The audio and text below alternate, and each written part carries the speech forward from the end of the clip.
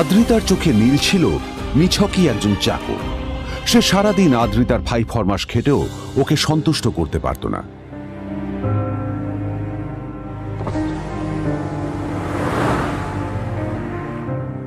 এত কিছুর পরেও কেন একজন ধনী বাবা তার মেয়েকে গরিব ছেলের সাথে বিয়ে দিলেন?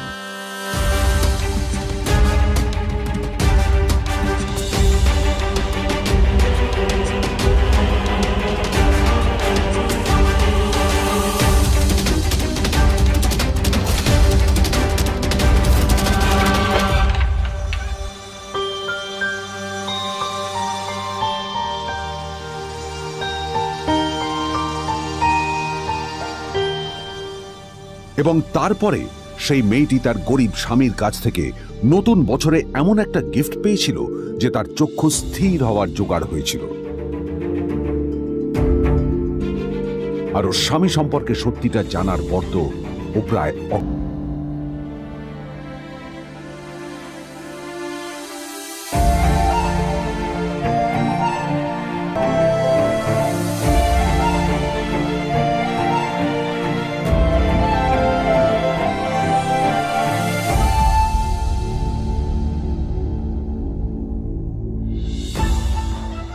আমার বাবা সবচেয়ে বড় ভুল করেছে তোমার মতো একটা গরিব ছেলের সাথে আমার বিয়ে দিয়ে। স্বামীরা ওদের কত দামি দামি গিফট দেয়, আর তুমি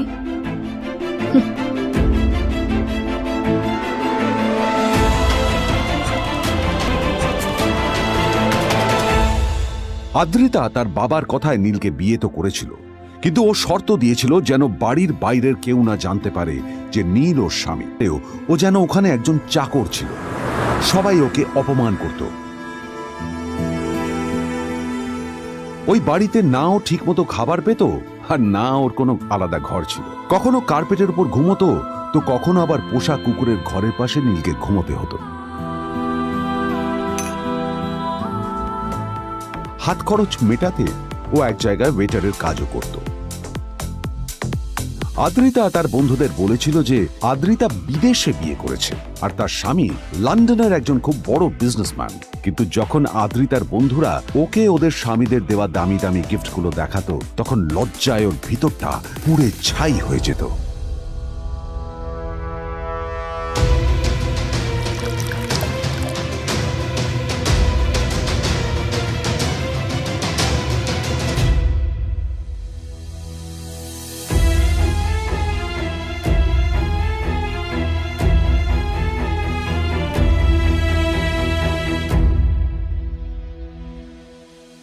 এই যে শোনো, নিউ ইয়ারে আমার একটা গিফট চাই তোমার থেকে। আর গিফট যেন দামি হয়, হ্যাঁ, মানে খুব দামি, কয়েক লাখ টাকা। ওকে? কয়েক লাখ টাকা? কিন্তু অদ্রিতা, এত টাকা আমি একসাথে কখনো দেখিনি। তোমাকে এত দামি গিফট আমি কি করে দেব?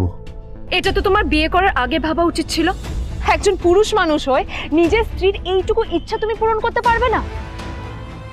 স্ত্রীর এই কথাগুলো নীলকে আহত করে। নিঃশব্দে ওখান থেকে চলে যায় নীল।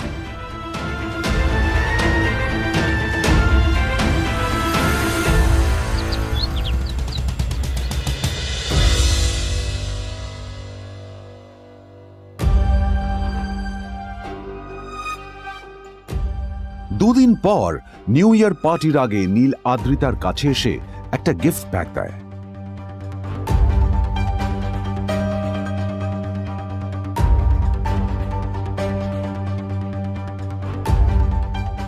আদ্রিতা মুখ বেজার করে বাক্সটা খুলল, তবে তারপর বাক্সের ভেতরে গিফটটা দেখতেই ও চমকে গেল।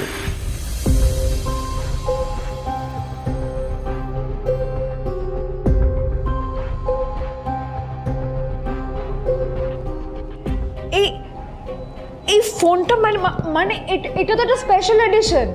এটার দাম তো 3 কোটি টাকা। তুমি এটা পেলে কোথা থেকে? আসলে এটা অরিজিনাল নয়।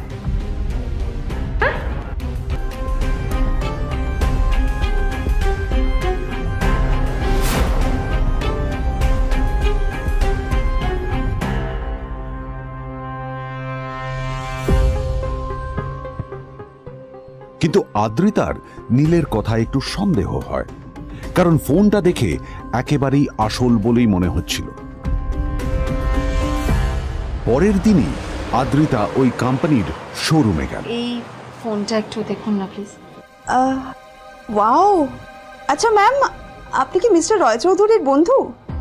কে মিস্টার রয় চৌধুরী? ও, আপনি কি ওই রয় চৌধুরী গ্রুপ অফ ইন্ডাস্ট্রিজের মালিকের কথা বলছেন? হ্যাঁ। না না, আমি ওনাকে চিনি না। আমি কেন, আমার মনে হয় কেউই ওনাকে চেনে না। বড় বড় মানুষেরাই ওনা দেখা পান না। আমিও কোনোদিন ওনাকে দেখিনি, কিন্তু সাডেনলি আপনি এই প্রশ্নটা করলেন কেন? অ্যাকচুয়ালি ম্যাম, আপনার হাতের এই ফোনটা আসলে এটা ফোনের স্পেশাল এডিশন। এই কাটিং, এই ডিজাইন, এই লোগো, এটা জাল করা ইজ নেক্সট টু ইম্পসিবল। আর গোটা ভারতে বিক্রি হওয়া এই ফোনের সেকেন্ড পিস এটা, যেটা মিস্টার রয় চৌধুরী কিনেছিলেন। সেজন্যই জিজ্ঞেস করছি ম্যাম, আপনি এই ফোনটা কোথা থেকে পেলেন? তবে কি নীলই মিস্টার রয় চৌধুরী, নাকি নীল এই ফোনটা চুরি করেছে? বেকার নীলের কাছেই কোটি টাকার ফোন কোথা থেকে এলো? নীলের সত্যিটা তাহলে কি? আর ও যদি সত্যি বড়লোক হয়ে থাকে, তবে ও নিজের শ্বশুর বাড়িতে খরচামাই হয়েই বা থাকে কেন? আদ্রিতা এসব কথাই মনে মনে ভাবছিল। তবে আদ্রিতার বিশ্বাস ছিল যে কোনো না কোনো মতলব করেই নীল এই ফোনটা আদ্রিতার জন্য নিয়ে এসেছিল। কিছুদিন পর আদ্রিতা সেই ফোনটার কথা ভুলে গেল। নীল সকাল সকাল ঘুরতে বেরিয়েছে বাইরে।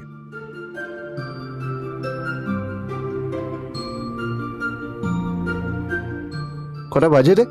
আমার খুব লেট হয়ে গেছে বুঝলি। তোরা খেল, ঠিক আছে? তোরা খেল, আমি আসছি।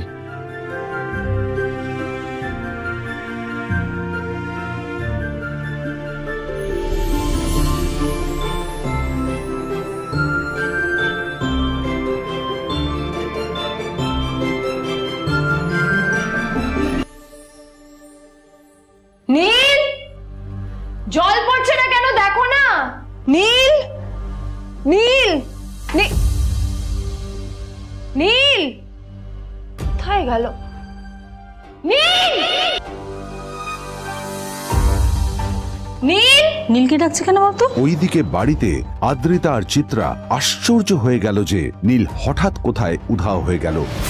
মা তোমাকে কিছু বলে গেছে নীল? হ্যাঁ, কোথায় গেছে ও? না, আমি ওর কোনো খোঁজ খবর রাখি না।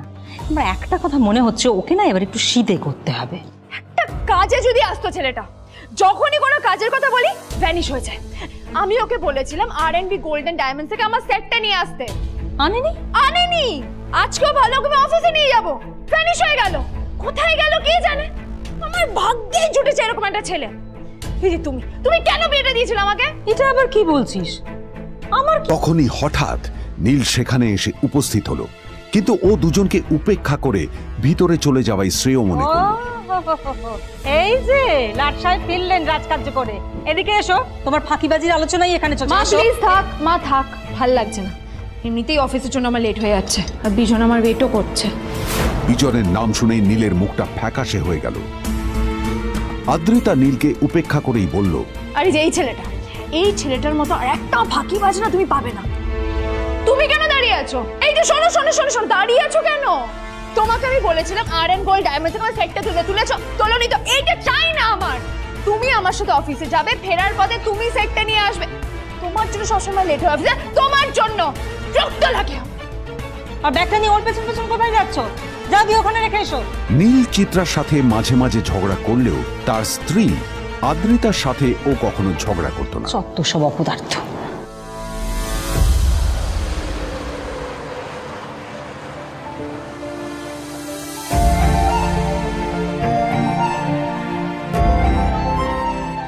কিছুক্ষণের মধ্যেই তারা আদ্রিতার অফিসে পৌঁছে গেল। আদ্রিতা গাড়ি থেকে নামতে নামতে দেখলো যে তার কাছে অনেকগুলো ফাইল আছে। নীলের দিকে তাকিয়ে ওকেই ফাইলগুলো নিয়ে ভেতরে আসতে বলল।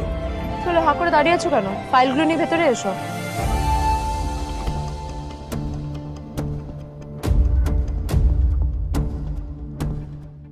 আদ্রিতা যখন ওর ক্যাবিনে পৌঁছলো, তখন দেখলো সেখানে আগে থেকেই ওর বন্ধু এবং বিজনেস পার্টনার বিজন বসে ওর জন্য অপেক্ষা করছে।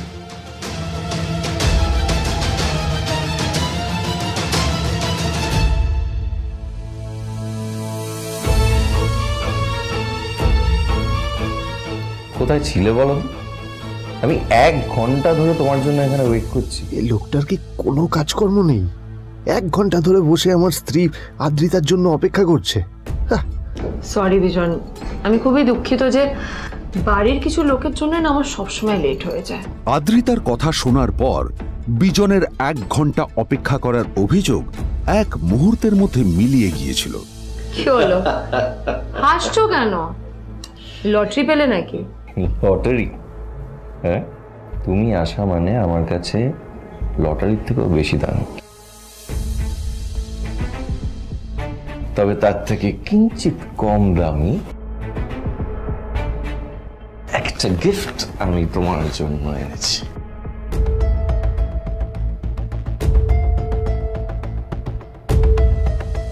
This is a rare diamond necklace for you. এটা আমার জন্য? সত্যি? এই শহরে এটা খুঁজে পাওয়া খুব বিরল। Just like you. Like it?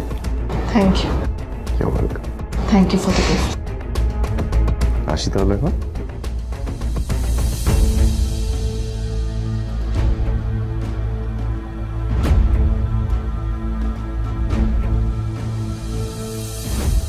Adrita, আমি আজ পর্যন্ত তোমাকে কোনো রকম উপদেশ দিইনি, কিন্তু আজ আমি তোমাকে বলতে বাধ্য হচ্ছি।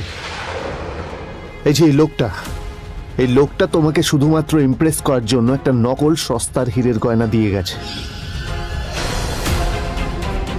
এরকম একটা লোকের সাথে তোমার মেশা উচিত না। ভবিষ্যতে কিন্তু তুমি বিপদে পড়বে। আদ্রিতা, আমি তোমাকে কথা দিচ্ছি, আমি তোমার জন্য আসল রেয়ার একটা হীরের গয়না এনে দেবো, এর চেয়েও দামি, এর চেয়ে অনেক অনেক বেশি দামি। তার জন্য আমাকে যাই করতে হোক না কেন, আমি তোমাকে একদিন ঠিক এনে দেবো তোমাকে। তাদের বিয়ে হয়েছে 2.5 বছর। এর মধ্যে প্রথমবার তার মনে হলো নীল তার জন্য লড়াই করছে। নীলের এই রূপটা দেখে আদ্রিতা চমকে গেল। আজ প্রথমবারের মতো আদ্রিতার মনে প্রশ্ন এলো, নীলকে নিজের থেকে দূরে সরিয়ে রেখে আমি কি কোনো ভুল করছি? না না, এটা আমি কি ভাবছি? বিজন আমার বিজনেস পার্টনার, ও আমাদের মেইন ইনভেস্টর। নীলের এই অ্যাকশনের কারণে বিজন আমার কোম্পানি থেকে ব্যাক আউট করে গেলে কি হবে? না না না না না, নীলের জন্য আমি আমার এত বছরের পরিশ্রমকে জলে দিতে পারি না। আমার নীলকে নয়, আমার বিজনকে প্রয়োজন। এইসব ভাবতে ভাবতে আদ্রিতার নীলের ওপর রাগ হতে শুরু করে। আদ্রিতার রাগ তখন চরমে উঠে যায়। আজ প্রথমবার নীল আদ্রিতার সাথে খারাপ ব্যবহার করেছে। How dare you! তোমার এত বড় সাহস! হ্যাঁ, তোমাকে কে অধিকার দেয় বলো তো যে তুমি আমারই অফিসে দাঁড়িয়ে আমাকেই এতগুলো উল্টোপাল্টা কথা তুমি শোনালে? তোমাকে এখানে আনাই আমার ভুল হয়েছে, সবচেয়ে বড় ভুল হয়েছে। এবার চুপচাপ এখান থেকে বেরিয়ে যাও, right now. Get out! Neel আদ্রিতার এই কথার কোনো উত্তর দিল না। নীল জানতো যে ও যতই কথা বাড়াবে আদ্রিতা ততই বেশি রেগে যাবে। আদ্রিতা যেন তেন ভাবে নিজের রাগ চেপে ব্যাপারটা ওখানেই শেষ করার চেষ্টা করলো, কিন্তু ও তো জানতো না যে ব্যাপারটা তখন সবে শুরু হয়েছে। কি হলো, শুনতে পাচ্ছিস না? কালা নাকি? আমারই সামনে দাঁড়িয়ে আমার কেনা গিফট নিয়ে তুই মজা করলি? কত বড় সাহস রে তোর! নিজেকে তো বিক্রি করে দিলে ওরকম একটা ডায়মন্ড নেকলেস তুই কিনতে পারবি না। তোর এই গরিবের পারফিউম, সস্তা শার্ট, পায়েটা ফাটা চপ্পল নিয়ে নিজেকে বড় হিরো মনে করছিস? তোর নিজের কত দাম সেটা তোর নিজের জানা উচিত। Zero, a big zero. সালা খরচা মাই। চল।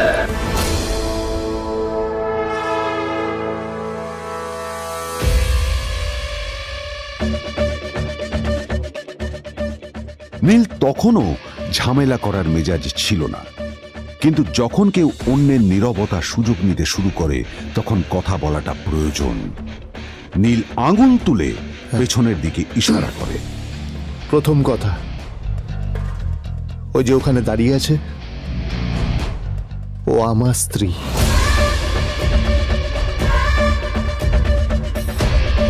তাই আমার স্ত্রীকে তোমার নেকলেস দেওয়ার কোনো অধিকার নেই। ওকে যদি নেকলেস দিতে হয় তাহলে আমি দেব। তাই এসব ফ্রডগিরি বন্ধ করো। আর দ্বিতীয় কথা, যার পকেটে পয়সা নেই ঝনঝন আওয়াজ করা তার মানায় না।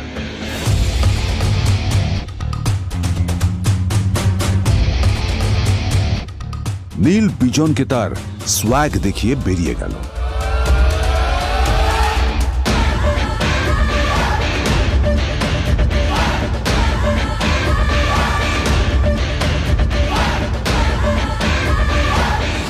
আদ্রিতার রাগে গজগজ করছিল।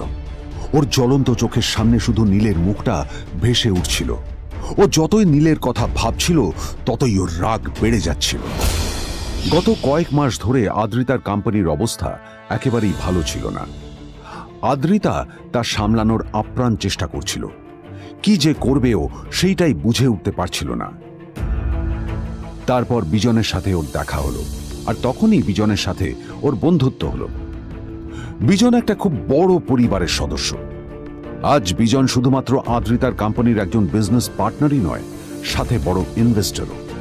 আর শুধুমাত্র বিজনের কারণেই আদ্রিতার কোম্পানি এখনো চলছে। এই কোম্পানির সমস্ত লস বিজনই বহন করে এবং আদ্রিতারও ওকে তাই খুব প্রয়োজন। বিজনের সাথে বন্ধুত্ব করা আদ্রিতার পক্ষে সহজ কাজ ছিল না। অনেক কাঠখড় পুড়িয়ে আদ্রিতা ওর কাছাকাছি এসেছিল। সবকিছু ঠিকঠাকই চলছিল, সবকিছুই আদ্রিতার প্ল্যান অনুযায়ী হচ্ছিল, কিন্তু নীল আজ এসে সবকিছু নষ্ট করে দিল। জাস্ট কি দরকার ছিল বুঝতে পারছি না। কি দরকার ছিল নীলের বিজনকে এতগুলো কথা শোনানোর? এবার বিজন আমাকে টাকা দেবে কিনা সেটাও জানি না। আমার কোম্পানিতে ইনভেস্ট করতে চাইবে কিনা সেটাও বুঝতে পারছি না। কি করব?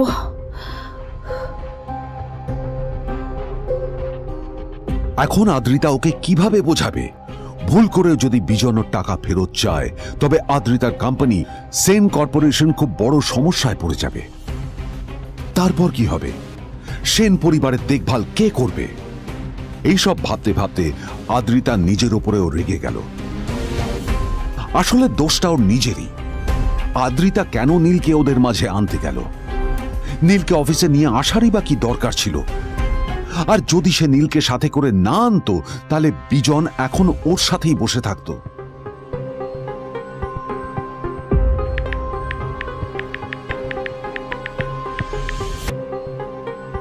প্যামেলা, আমি মিটিংয়ে বেরোবো, আমার চেঞ্জটা একটু নিয়ে এসো প্লিজ।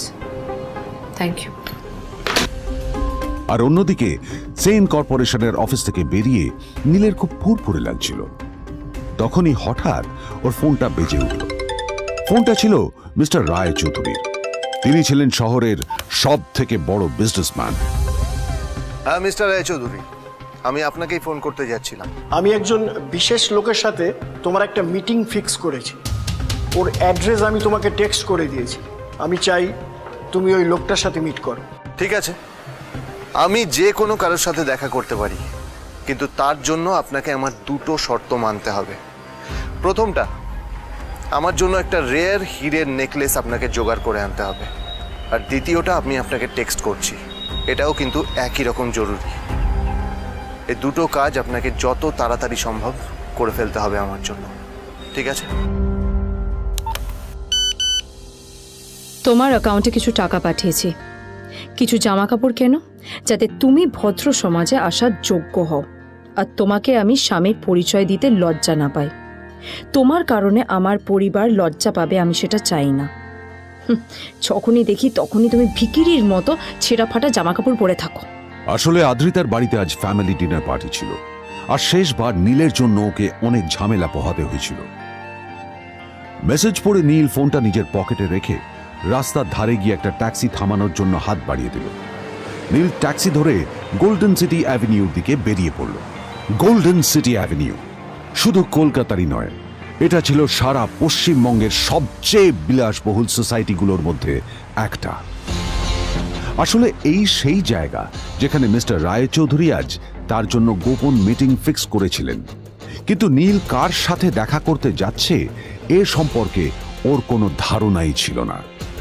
যখন নীল সেখানে পৌঁছলো, পুলভিলার বাগানে বসে থাকা লোকটিকে দেখে রাগে নীলের রক্ত ফুটতে শুরু করলো। নীল ওখানে না দাঁড়িয়ে বেরিয়ে গেল। তখনই হঠাৎ একটা মেসেজ এলো। আসলে আজ আদ্রিতার ফ্যামিলি গ্যাদারিং এ যাওয়ার আগে নীলকে ওর হাই স্কুলের রিইউনিয়নেও যেতে হতো।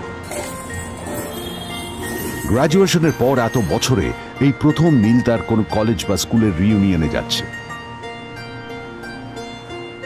এতগুলো বছরে নীল তার কোনো বন্ধুর সাথেই দেখা করেনি। নীলের তার পুরনো সহপাঠীদের কথা মনে পড়তে লাগলো, যাদের সাথে ও স্কুলে মজা করত। আজ আবার ওদের সকলের সাথে নীলের দেখা হবে।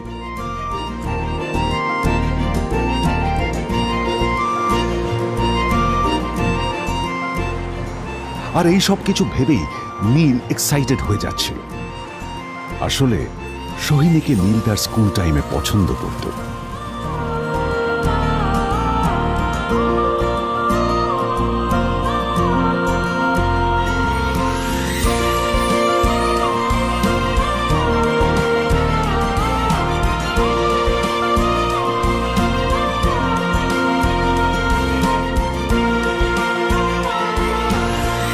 অন্যদিকে সেম কর্পোরেশনে ইনভেস্টরদের সঙ্গে আদ্রিতার মিটিং একেবারেই ভালো যায়নি। তাকে দেখে বেশ গম্ভীর মনে হচ্ছিল।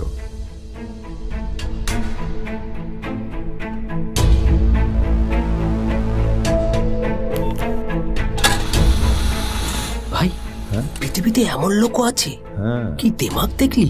হ্যাঁ, কাজকর্ম তো কিছু করার নেই, আর কিছু করেও না। হ্যাঁ, শুধু চলে এসছে আমাদের ম্যাডামকে রাখাতে। এই 1 বছরে না কিচ্ছু বদলায়নি। আরে আমি তো ভেবেছিলাম যে এর সাথে ম্যাডামের আর কোনো সম্পর্কই নেই, কিন্তু না, এখন যা দেখছি উল্টে ম্যাডামের মাথায় উঠে নাচছে। আমার মাঝে মাঝে মনে হয় এদের দুজনের বিয়ে কিভাবে হলো। আর বিয়ে তো অনেক পরের কথা, 2 বছর হয়ে গেল এদের এখনো ডিভোর্স হলো না। হ্যাঁ, আমার তো ভাবলে কিরকম অবাক লাগছে। যা বলেছিস।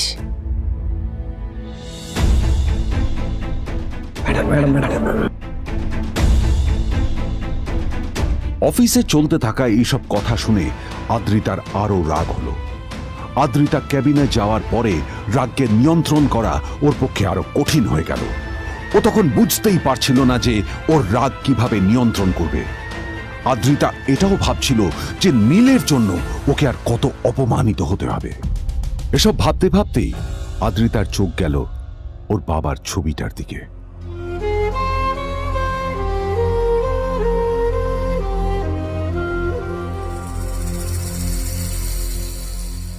আমি তো তোমার সবচেয়ে প্রিয় মেয়ে ছিলাম বাবা। তাই তাই আমি সবসময় ভেবেছি যে তুমি আমার জন্য যাকে সিলেক্ট করবে সে সব থেকে শ্রেষ্ঠ হবে। তাই আমি নিজে থেকে কখনো কোনো রিলেশনশিপে যাইনি,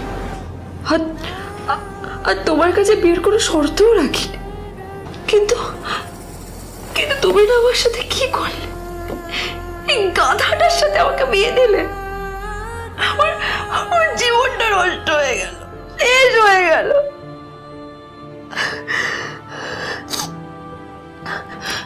আমি যদি একটু জানতাম যে ও কিছু করে না, ঘর চাপাই হয়ে থাকবে, এইসব কাজকর্ম করে, তাহলে কোনোদিনই বিয়েতে রাজি হতাম না বাবা, কোনোদিন না, কোনোদিন।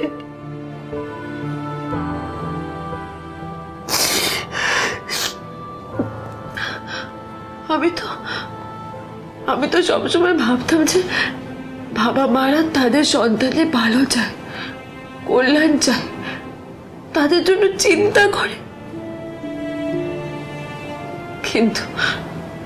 কিন্তু বাবা, তুমি আমার জন্য একটু চিন্তা করোনি। তুমি শুধু তোমার শেষ কর্তব্যটুকু করতে চেয়েছিলে, শেষ ইচ্ছাটুকু রাখতে চেয়েছিলে,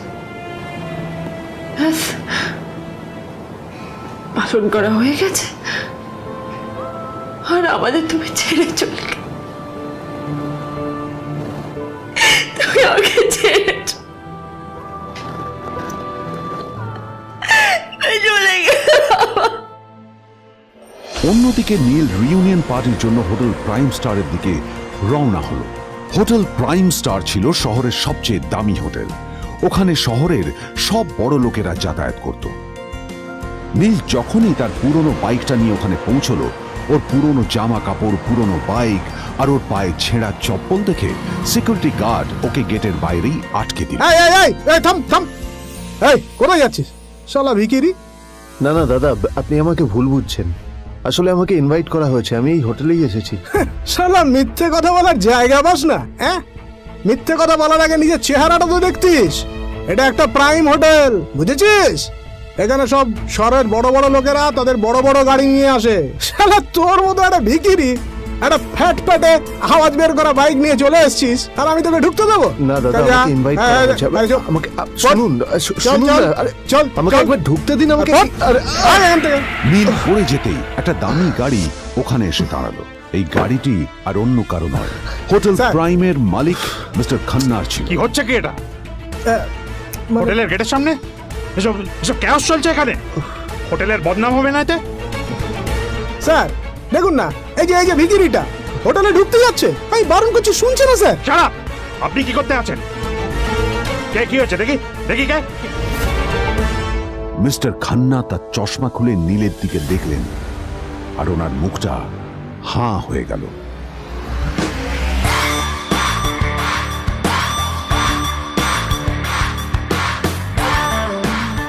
নীল স্যার, আপনি?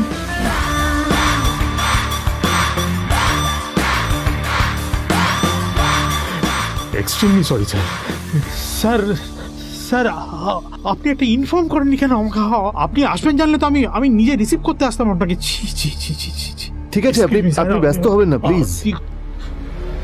জানোইনি কে?